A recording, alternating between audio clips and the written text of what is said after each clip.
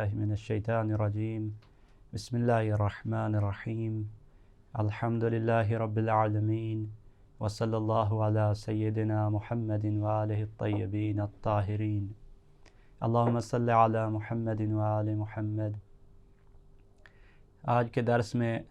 ہم نے 12 نمبر سوال پڑھنا ہے۔ تو 12 نمبر سوال میں یہ پوچھ رہے ہیں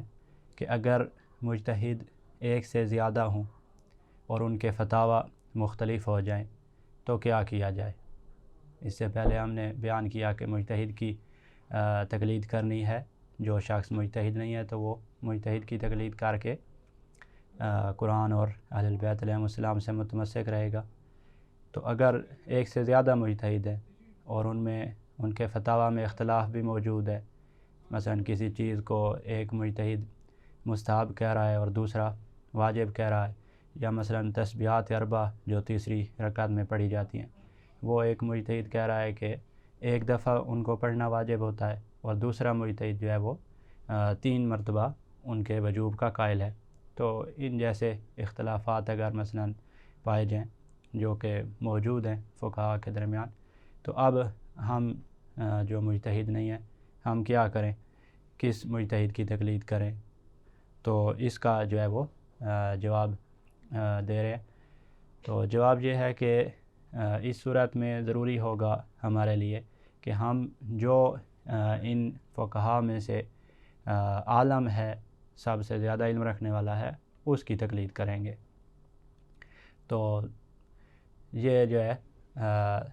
میں بیان کر دیا کہ جو عالم مجتہد ہوگا اس کی ہم نے تقلید کرنی ہے۔ اس کے بعد اب 13 نمبر مسئلہ میں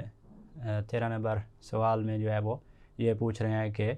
عالم سے کیا مراد ہے؟ تو 12 میں آپ نے کہا کہ عالم کی تقلید کرنی ہے، تو عالم سے کیا مراد ہے؟ تو اس کا جواب یہ ہے کہ عالم اس مجتہد کو کہتے ہیں کہ جو احکام دین کے استنباط کرنے اور جزیات کو قواعد اور کلیات سے نکالنے میں زیادہ قدرت اور صلاحیت رکھتا ہو۔ ایک مجتہد ہے وہ احکام دین جو ہے وہ استنباط کرنے میں، روایات اور آیات سے جو ہے استنباط کرنے میں مثلا 90% قدرت رکھتا ہے، اور دوسرا جو ہے وہ 95% قدرت رکھتا ہے۔ تو جو زیادہ قدرت رکھتا ہوگا وہ شخص جو ہے وہ عالم ہوگا۔ تو جو استنباط کرنے کی زیادہ قدرت رکھتا ہے وہ کب زیادہ قدرت رکھے گا؟ جب اس کے پاس یہ ملکہ آ جائے گا اور جب وہ علوم آل محمد زیادہ سیکھ چکا ہوگا، زیادہ ٹائم جو ہے وہ اپنی زندگی کا علوم آل محمد کو سیکھنے کے لیے وقف کر چکا ہوگا، تو وہ جو ہے وہ سب سے زیادہ عالم ہوگا۔ اس کے بعد سوال نمبر 14۔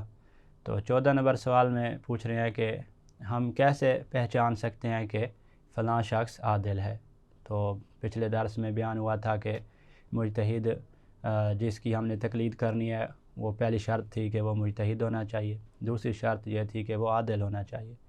تو کل کے درس میں بیان کیا کہ مجتہد کب انسان بنتا ہے اور عادل کب بنتا ہے۔ تو اب یہ 14 نمبر سوال میں پوچھ رہے ہیں کہ عادل کب بنتا ہے؟ یہ تو آپ نے بیان کر دیا، اس کی تعریف تو واضح ہو گئی، لیکن کون سا طریقہ ہے کہ جس سے ہم یہ پہچانیں کہ فلاں شخص عادل ہے، فلاں شخص اپنے واجبات کو انجام دیتا ہے اور گناہوں سے بچتا ہے؟ تو اس کے جواب میں کہہ رہے ہیں کہ کسی شخص کی عدالت ثابت کرنے کے لیے ہمارے پاس 3 طریقے ہیں۔ 3 طریقوں کے ذریعے سے ہم کسی شخص کی عدالت ثابت کر لیں گے اور ہم اس کی عدالت کو معلوم کر لیں گے۔ تو سب سے پہلا طریقہ یہ ہے کہ انسان خود کسی کو اچھی طرح جانتا ہو کہ فلاں شخص جو ہے وہ پابند شریعت ہے، واجبات انجام دیتا ہے اور محرمات سے بچتا ہے۔ تو یہ اس کے ساتھ رہتا ہے اور اس کو خود یہ جانتا ہے کہ وہ واجبات کو ترک نہیں کرتا اور محرمات کو انجام نہیں دیتا، شریعت کا پابند ہے۔ تو اس طریقے سے جو ہے اس کی عدالت کا علم حاصل ہو جائے گا۔ دوسرا طریقہ یہ ہے کہ میں نے کسی کی عدالت کا علم حاصل کرنا ہے، تو جو 2 بندے میرے نزدیک عادل ہیں، جن کی عدالت میرے نزدیک ثابت ہو چکی ہے، وہ 2 عادل مجھے گواہی دے دیں کہ فلاں شخص مثلا محمد وہ شخص جو ہے وہ عادل ہے، تو اس کی عدالت کی اگر یہ دو بندے جو میرے نزدیک عادل ہیں یہ مجھے گواہی دے دیں کہ ہم جانتے ہیں، ہمیں علم ہے کہ وہ شخص عادل ہے، تو اس دوسرے طریقے سے بھی عدالت جو ہے وہ ثابت ہو جائے گی۔ اس کے بعد تیسرا طریقہ یہ ہے کہ کسی انسان کا ظاہر اچھا ہو، اس طرح کہ اگر مثلا اس کے دوستوں، رشتہ داروں یا پڑوسیوں سے اس کے بارے میں پوچھا جائے تو وہ کہیں کہ یہ اچھا انسان ہے، تو اب ہمیں اس کے باطن کا تو علم نہیں ہے، نہ ہم اس کے ساتھ رہے ہیں، لیکن اس کا ظاہر جو ہے وہ اس کے دوستوں سے پوچھا، رشتہ داروں سے، پڑوسیوں سے، تو انہوں نے یہ گواہی دی کہ اس شخص کا ظاہر بہت ہی اچھا ہے، ظاہری طور پر یہ واجبات کو بھی انجام دیتا ہے اور محرمات سے بچتا ہے، تو اس طریقے سے بھی اس شخص کی عدالت جو ہے وہ ثابت ہو جائے گی۔ تو یہ ہمارے پاس 3 طریقے ہیں کسی شخص کی عدالت ثابت کرنے کے لیے۔ تو عدالت کی ہمیں ضرورت کب ہوگی کہ کسی شخص کی عدالت ثابت ہو؟ وہ یہی مجتہد میں ضرورت ہوگی کہ جب ہم نے تقلید کرنی ہے تو ضروری ہوگا کہ ہم ایسے مجتہد کی تقلید کریں جو عادل ہو، اور دوسری جو ہے وہ ہمیں پیش نماز میں ضرورت پڑے گی کہ ایسے پیش نماز کی ابتدا میں نماز ادا کی جا سکتی ہے کہ جو عادل ہو، اور عدالت کا طریقہ ہم یہ عدالت کیسے ثابت ہوتی ہے وہ ان 3 طریقوں سے پہچان لیں گے۔ ان میں سے کسی ایک کے ذریعے سے بھی ہمیں علم ہو جائے کہ فلاں شخص عادل ہے تو اس کی عدالت ثابت ہو جائے گی۔ اس کے بعد 15 نمبر سوال میں پوچھ رہے ہیں کہ کسی کے مجتہد یا عالم ہونے کو کیسے پہچانا جا سکتا ہے۔ عادل ہونے کا طریقہ بیان ہو گیا کہ عادل ہونا کیسے پہچان سکتے ہیں۔ اب ہے کہ فلاں شخص مجتہد ہے یا فلاں شخص مجتہدین میں سے عالم ہے، یہ کیسے پہچانیں گے؟ تو اس کا جواب یہ ہے کہ اجتہاد اور عالمیت کا بھی 3 طریقوں سے علم حاصل کیا جا سکتا ہے۔ تو پہلا طریقہ یہی ہے کہ انسان خود اس حد تک پڑھا لکھا ہو کہ کسی کے مجتہد ہونے اور عالم ہونے کی تحقیق کر سکتا ہو، تو خود مثلا حوزے میں، مدارس میں وہ مثلا 20 سال اس نے لگائے ہوئے ہیں، 25 سال، اور صحیح محنت کر کے، تو اس میں یہ صلاحیت ہے کہ وہ جو ہے وہ پتہ کر سکتا ہے، وہ تحقیق کر سکتا ہے کہ کون سا انسان جو ہے وہ مجتہد ہے اور پھر کون سے مجتہدین میں سے عالم ہے، تو یہ خود تحقیق کر سکتا ہے، تو اس ذریعے سے یہ کسی شخص کے مجتہد ہونے کو ثابت کر لے گا یا کسی شخص کے عالم ہونے کو ثابت کر لے گا۔ دوسرا طریقہ یہ ہے کہ 2 ایسے عادل گواہی دیں کہ جو اہل خبرہ میں سے ہوں۔ اہل خبرہ کسے کہتے ہیں؟ اہل خبرہ سے مراد یہ ہے کہ جو کسی کے اجتہاد اور عالم ہونے کی تحقیق کرنے کی صلاحیت رکھتے ہوں، کہ یعنی وہ خود جو ہیں وہ حوزہ میں مثلا 20-25 سال انہوں نے لگائے ہوئے ہوں، اور ان کے اندر یہ صلاحیت ہو کہ وہ کسی شخص کے مجتہد ہونے کی تحقیق کر سکتے ہیں یا کسی کے عالم ہونے کی تحقیق کرنے کی ان میں صلاحیت موجود ہے۔ تو ایسے 2 عادل گواہ جب گواہی دے دیں کسی مجتہد کے اجتہاد کی یا مجتہدین میں سے کسی کے عالم ہونے کی، تو یہ گواہی بھی قبول ہوگی، اور اس سے بھی ہمارے نزدیک اجتہاد بھی ثابت ہو جائے گا اور عالمیت بھی ثابت ہو جائے گی۔ تو پہلا طریقہ تھا کہ ہم خود اتنے پڑھے لکھے ہوں کہ خود پتہ کر لیں، خود اہل خبرہ میں سے ہوں۔ دوسرا ہے کہ 2 اہل خبرہ عادل، ان میں عادل ہونا ضروری ہے، 2 اہل خبرہ عادل جو ہیں وہ گواہی دیں کہ فلاں شخص مجتہد ہے یا فلاں شخص عالم ہے، تو اس سے بھی اجتہاد اور عالمیت ثابت ہو جائے گی۔ اور تیسرا طریقہ یہ ہے کہ اہل خبرہ میں سے ایک ایسا آدمی گواہی دے، یعنی 2 اہل خبرہ کی گواہی بھی ضروری نہیں ہے تیسرے طریقہ کے مطابق، بلکہ ایک ایسا آدمی اہل خبرہ میں سے گواہی دے دے کہ جو قابل اعتماد ہو۔ تو اگر وہ قابل اعتماد ہے اور اہل خبرہ میں سے ہے، تو اگر یہ ایک ہی ہے تب بھی اگر یہ کہہ دے کہ فلاں شخص مجتہد ہے یا فلاں شخص عالم ہے، تو اس کی گواہی بھی قبول ہوگی، اور اس سے بھی اجتہاد اور عالم ہونا ثابت ہو جائے گا۔ تو اب اجتہاد کسی کا ثابت کرنا ہے یا عالمیت، تو وہ بھی ان 3 طریقوں میں سے کسی ایک سے ثابت ہوں گی۔ اس کے بعد سوال نمبر 16۔ تو 16 نمبر سوال میں پوچھ رہے ہیں کہ اگر عالم کا پتہ نہ چل رہا ہو تو اب کیا کیا جائے؟ ہم نے 3 طریقے بیان کیے کہ 3 طریقوں سے ہی عالم کا پتہ چلتا ہے، لیکن اگر ہمیں علم نہیں ہو رہا، نہ ہم خود اہل خبرہ میں سے ہیں اور نہ 2 عادل گواہ اہل خبرہ میں سے ہمیں ملے اور نہ ایک اہل خبرہ میں سے ملا کہ جو بااعتماد شخص ہو، اور ہمیں کوئی علم نہیں ہو رہا، یا خود جو اہل خبرہ میں سے تھے جن پہ ہمیں اعتماد ہے، جو عادل ہیں، وہ جو ہے تحقیق وہ کر رہے ہیں لیکن انہیں وہ کسی نتیجہ پر نہیں پہنچ رہے، تو عالم ہونا جو ہے وہ پتہ نہیں چل رہا، تو اب کیا کریں؟ ادھر سے مجتہدین بھی زیادہ ہیں اور ان کے درمیان اختلاف بھی پایا جا رہا ہے، تو ہمارا وظیفہ یہی تھا کہ ہم نے عالم کی تقلید کرنی تھی، لیکن عالم کو ہم پہچان نہیں پا رہے، تو اب ہم کیا کریں؟ تو اس کا جواب یہ ہے کہ اگر اس بات کا علم نہ ہو کہ ان میں سے کوئی شخص عالم ہے یا نہیں ہے، تو پھر تو ان میں سے کسی ایک کی بھی تقلید انسان کر سکتا ہے۔ یعنی بالکل ہی پتہ نہیں چل رہا کہ پتہ نہیں یہ جو 5-6 مجتہدین ہیں ان میں سے کوئی عالم ہے بھی صحیح یا یہ سارے علم میں برابر ہیں، تو اس صورت میں اب مجھے جو میں تقلید کرنا چاہ رہا ہوں، مجھے اختیار ہوگا کہ میں کسی کی بھی تقلید کر سکتا ہوں، سوائے چند ایک موارد ہیں کہ جو انشاءاللہ اس کتاب کے بعد جو آپ نے کتاب پڑھنی ہے انشاءاللہ منہاج الصالحین، اس میں وہ تفصیل کے ساتھ ذکر ہیں، تو انشاءاللہ وہاں وہ موارد آ جائیں گے۔ تو ان بعض موارد میں جو ہیں وہ ہمیں احتیاط کرنی پڑتی ہے، تو پہلے ہمیں اکثر موارد میں یہی اختیار ہے کہ کسی کی بھی تقلید کر لیں، لیکن کچھ موارد ہیں ان کی تفصیل انشاءاللہ منہاج میں آ جائے گی۔ اور اگر انسان جانتا ہو کہ ان 4-5 جو مجتہدین ہیں ان میں سے کوئی ایک عالم ہے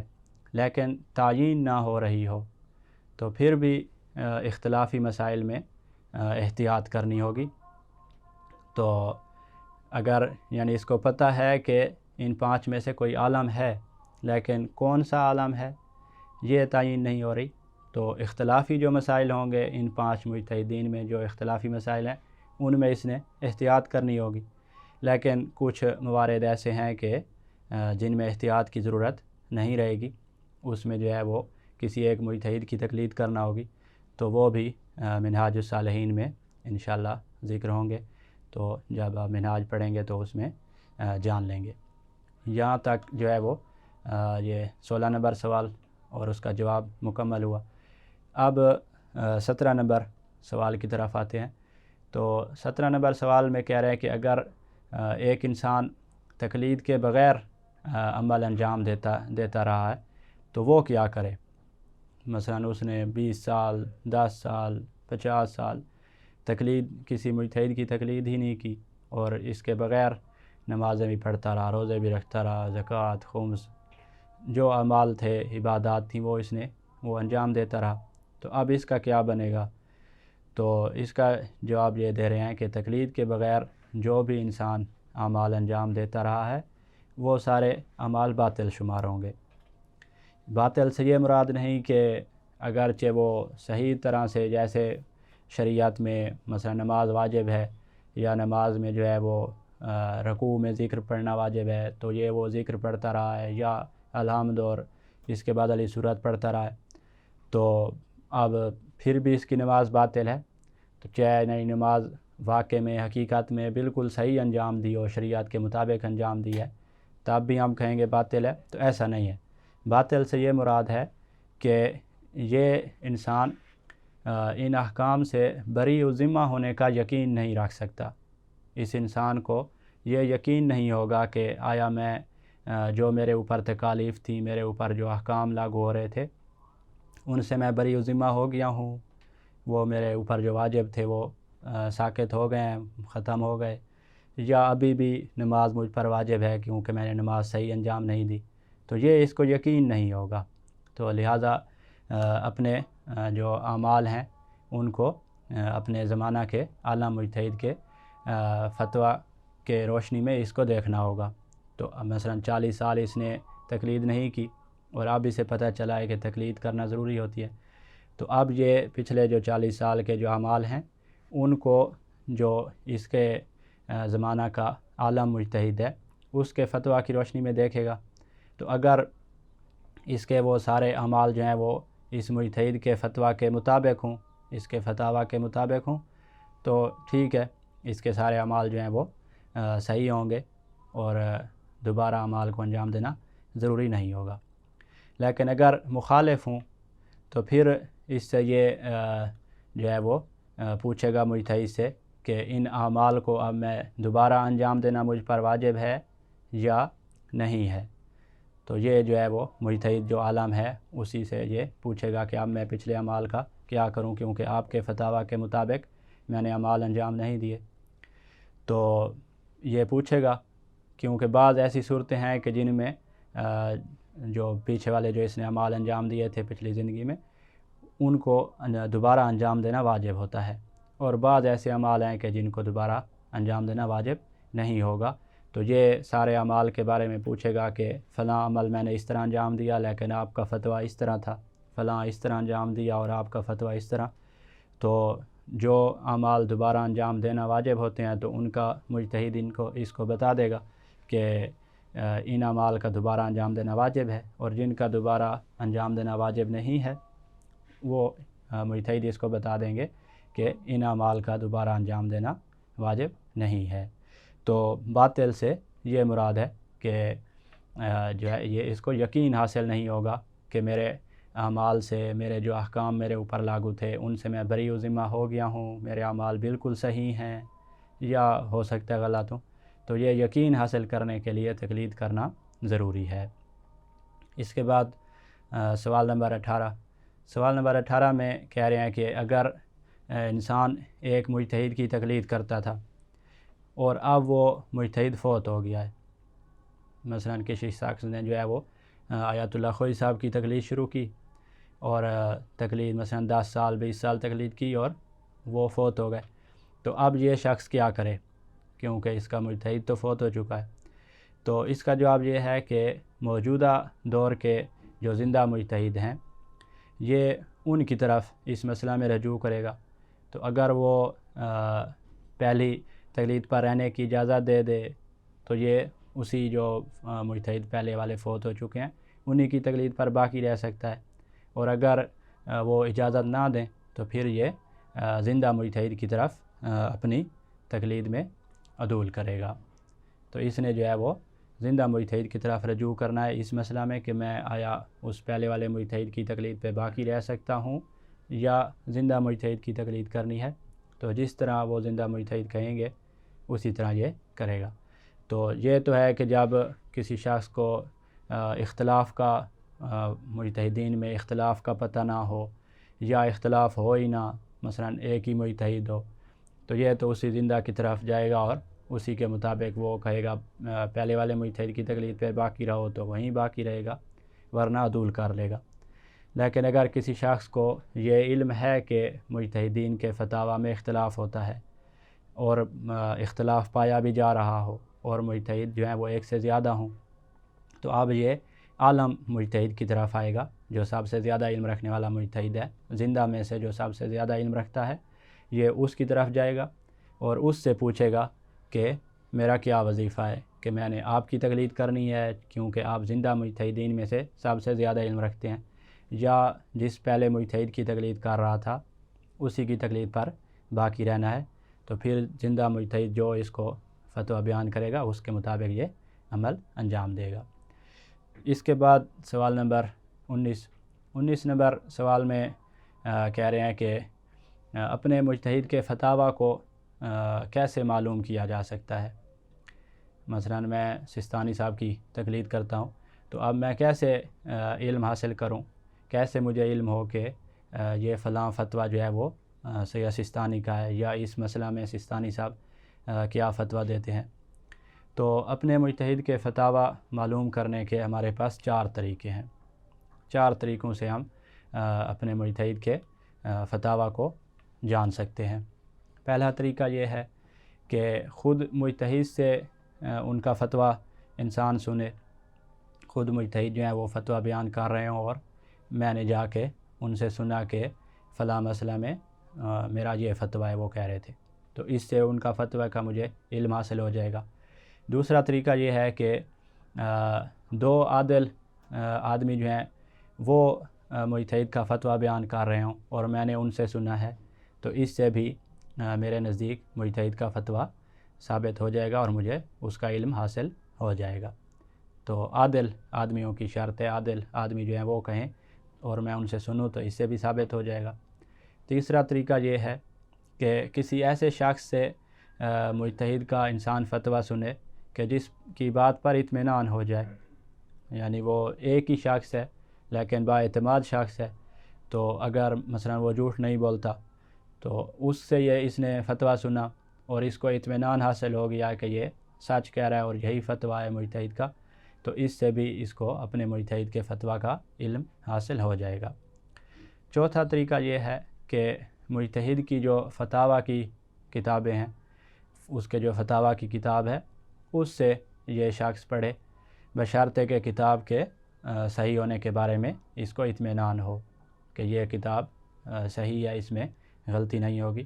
تو وہ تقریباً جو کتاب فتاویٰ کی ہوتی ہے تو اس کے شروع میں مجتہد کی جو ہے وہ مہر لگی ہوتی ہے کہ یہ جو ہے میرے سارے فتاویٰ اس میں صحیح طرح بیان کیے گئے ہیں، تو اس سے بھی اطمینان حاصل ہو جاتا ہے کہ یہ فتاویٰ اس کتاب میں صحیح طریقے سے بیان ہوئے ہیں، اور جیسے وہ اس کتاب سے وہ فتاویٰ پڑھے گا تو اس کو علم حاصل ہو جائے گا اور